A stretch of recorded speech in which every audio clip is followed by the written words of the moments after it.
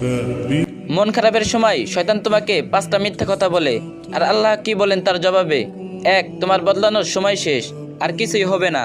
শয়তান চাই তুমি ভাবো তোমার আর ভালো হওয়ার সুযোগ নেই, কিন্তু আল্লাহ বলেন মানুষ নিজেকে বদলানোর চেষ্টা করলে আমিও তার অবস্থা বদলে দেই।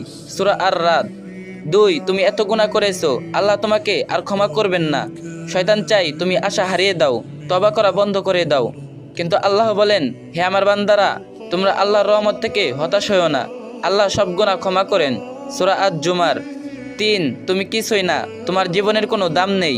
শয়তান চাই তুমি নিজেকে অমূল্য ভাবো, কিন্তু আল্লাহ বলেন আমি মানুষকে সৃষ্টি করেছি শুধু তোমার ইবাদত করার জন্য। সূরা আদ-দারিয়াত। 4. দেখো তুমি একা, কেউ তোমার পাশে নেই।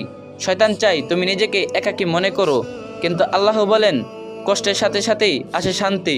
সূরা আশ-শারা। 5. তুমি কখনোই ভালো হতে পারবে না,